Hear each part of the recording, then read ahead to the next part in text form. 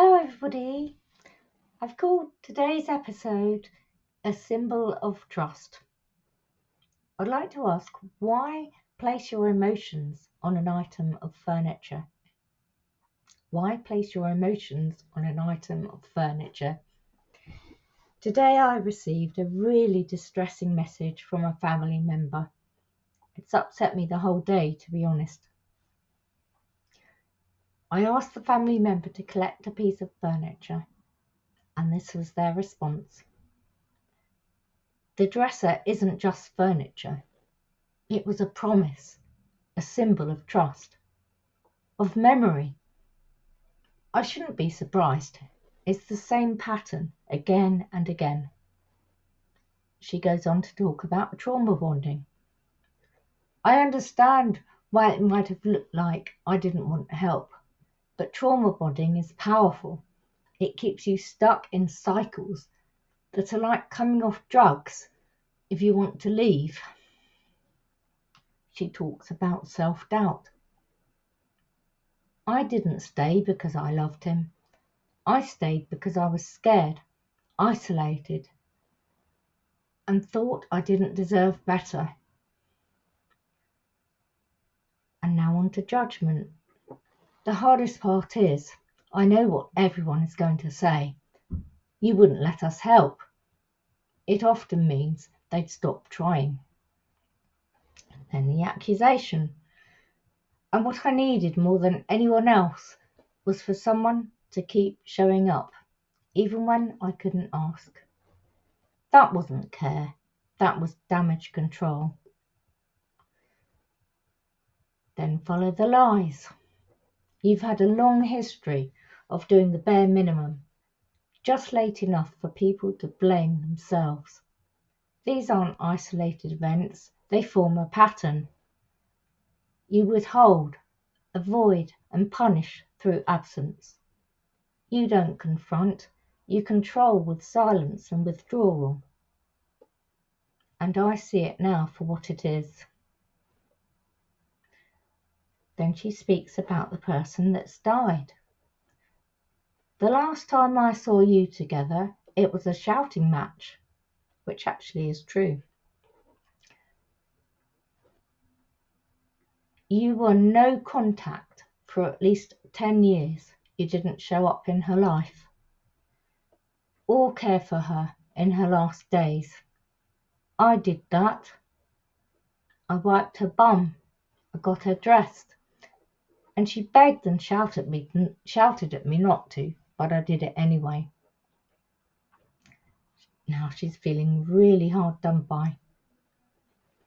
Then when she died, you returned with proud signs in your eyes, just like he did, suddenly full of decisions about her things and her legacy, as if you actually physically cared about her in the last 10 years. You talk about her like she was a diagnosis, not a person, like the bipolar erased every ounce of love, care, and complexity, which, to be honest, it did. But what you call survival, I now see as detachment, coldness, dressed as boundaries. A beautiful alliteration. You've rewritten her pain to justify your absence, and now you manage her memory like you never really honoured her. In fairness to her, she goes on to say, I can't comment on your childhood. I'm not referring to it. Just as well, otherwise I think I might have something more to say about that. There's a word for treating grief, family, and memory like they're assets to be leveraged. Sacrilege. What an awful thing to say. And while all that went on, you randomly sent me some money to start my business, which I did. No context, no care. just a transfer. I had actually received some inheritance, and this was a small gift for her. A token gesture in a storm you helped create. More beautiful alliteration. You weren't being generous, you were buying quiet. Us 90s kids call it hush money. I really don't know what she's on about. It's probably donkeys old though. There was a time I'd hoped we could carry the memory with some kind of mutual respect.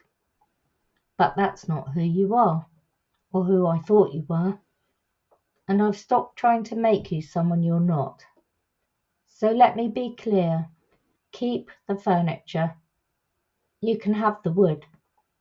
Do as you please, because it will say more about you than words ever could.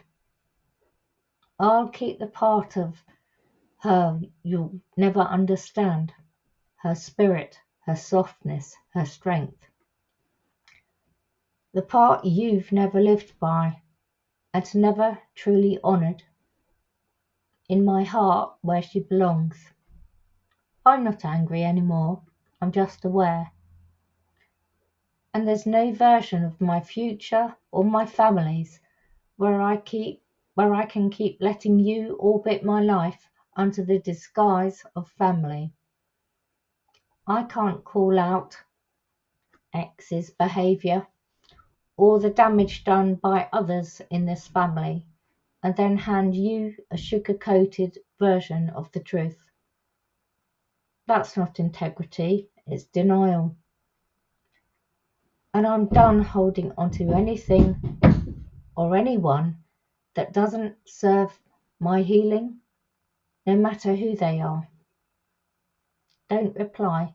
There's nothing left to say.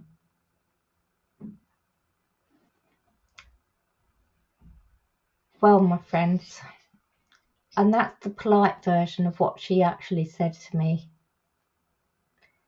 And this is from somebody I've loved dearly for the whole of their life, who means the world to me.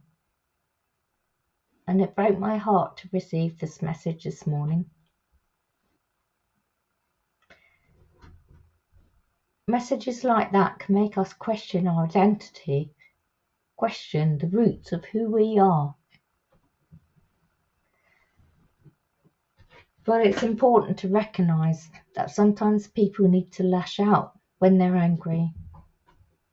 And they do. And they've a right to say what they want to say. And now she's said it. I can assure you that a lot of the words she says in this, what I've just read to you, are far from true and far from the person I am. And my friends, my family, people who truly know me, know that. And I hope that you will come to know that too.